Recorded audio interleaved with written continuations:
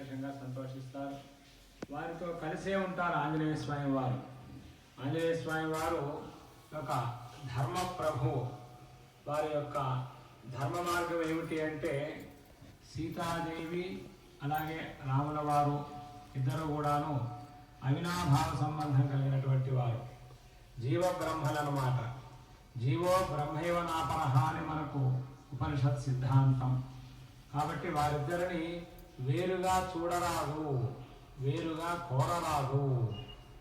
ఎందుకంటే శ్రీమద్ రామాయణంలో సీతాదేవి వద్దు, రాముడు మాత్రమే కావాలి అని శూర్పణఖ కోరి ఆవిడ తన యొక్క వినాశనాన్ని తెచ్చుకున్నది. రావణాసురుడు రాముడు వద్దు, సీతాదేవి మాత్రమే కావాలి అని ఆయన తన యొక్క సమూలంగా వినాశనాన్ని పొందాడు. కాబట్టి సీతారాములు అంటే పరస్పరం అవినాభావ సంబంధం కలిగినటువంటి నిత్యానపాయని అని అంటాం. విష్ణుమూర్తి రామచంద్రమూర్తిగా ఆవిర్భవిస్తే మహాలక్ష్మి సీతాదేవిగా వస్తుంది. రాఘవత్వే అభవత్ సీత రుక్మిణి కృష్ణ జన్మని అని. ఆ విధంగా పార్వతీ పరమేశ్వరుడు, లక్ష్మీ నారాయణులు, వాణి హిరణ్య గర్భులు, త్రిమూర్తులు వారందరూ కూడా పరస్పర అవినాభావ సంబంధంతో కలిసే ఉంటారు. ఆంజనేయ స్వామి వారు ఎంతో త్యాగమూర్తి. మనకు వేదం చెప్తున్నది దేని ద్వారా అమృతత్వం సిద్ధిస్తుంది అంటే త్యాగం చేతనే. న కర్మణ న ప్రజయా ధనేన త్యాగేనైకే అమృతత్వమానసు. ఒకే వ్యక్తి అంత సముద్రాన్ని లంఘించటం, అటువంటి రావణాసురుణ్ణి నిర్జించటం, ఆ రాక్షసులందరినీ కూడా మర్దించటం అంటే ఆయనకేమీ ప్రయోజనం లేదు. కేవలం ధర్మం. అధర్మాన్ని ఆచరిస్తున్నాడు రావణుడు.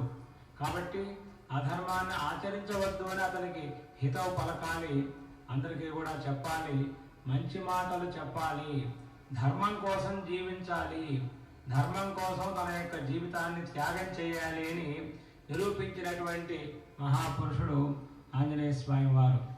ఆయన మహావీరుడు. సకల దేవతానుగ్రహం ఆయనకు ఉన్నది. బ్రహ్మాస్త్రం కూడా ఆయన్ని ఏమీ చేయదు. అయినప్పటికీ అటువంటి మహాపురుషుడు అయినప్పటికీ రామదాసు, ఒక రామచంద్రమూర్తికి ఆయన దాస్యం చేశారు. అందుకనే దాస్య భక్తిలో గొప్పవారు ఎవరు అంటే ఆంజనేయ స్వామి అని మనకు ప్రమాణంగా తెలుస్తోంది. భక్తి 9 రకాలుగా ఉంటుంది. శ్రవణం, కీర్తనం విష్ణోహో, స్మరణం, పాదసేవనం, అర్చనం, వందనం, దాస్యం, సఖ్యం, ఆత్మనివేదనం అని ప్రహ్లాదుడు తన తోటి బాలకులకు బాల్యంలోనే చెప్తాడు శ్రీమద్ భాగవతంలో. భక్తి 9 రకాలుగా ఉంటుందయ్యా అని. 9 భక్తి మార్గములలో ఒక మార్గం దాస్యము అని. భగవంతుడికి దాస్యం చేయాలి.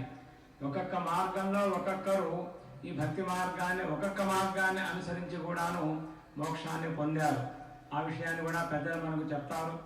విష్ణోస్తు శ్రవణే పరీక్షిత భవతు, వైయాసకి కీర్తనే ప్రహ్లాద స్మరణే, తదంఘ్రి భజనే లక్ష్మీ పృథు సేవనే, అక్రూరస్వభివందనే, అథ హనుమాన్ దాస్యేచ సఖ్యేర్జున, సర్వస్యాత్మనివేదనే బలిరభూత్, కైవల్యమేభ్యో నమః అని. ఈ భక్తి 9 భక్తి మార్గములలో ఒక మార్గాన్ని ఆశ్రయించినప్పటికీ మోక్షాన్ని పొందారయ్యా అని వరుసగా మహాపురుషులందరినీ కూడాను స్మరించారు.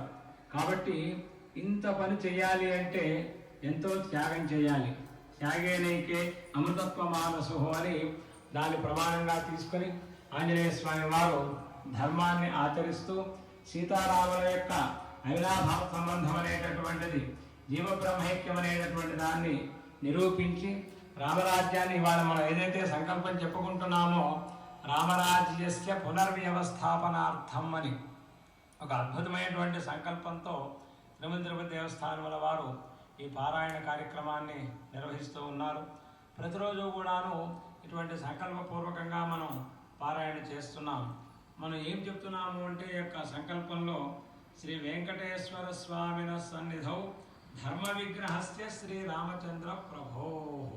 సాక్షాత్తు కలియుగ వైకుంఠంలో భక్తులందరికీ కొంగు బంగారమైనటువంటి ఆ వెంకటేశ్వర స్వామి వారి యొక్క దివ్య సాన్నిధ్యం, అటువంటి సాన్నిధ్యంలో ఎవరిని మనం ప్రార్థిస్తున్నాము అంటే ధర్మమూర్తి మర్యాదా పురుషోత్తముడైనటువంటి రామచంద్ర స్వామి వారిని ప్రార్థిస్తున్నాం.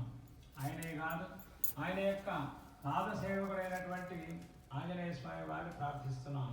అంటే అటు శ్రీవారు, రామచంద్ర ప్రభువు, సాంగ సపరివార సమేతంగా హనుమంతుల వారు, వీరందరి యొక్క పరమానుగ్రహం లోకానికి ఉన్నట్లయితే ఏం జరుగుతుంది లోకంలో అంటే అతి శీఘ్రమేవ సమస్త దుష్ప్రభావకారక సర్వరోగోపశాంత్యర్థం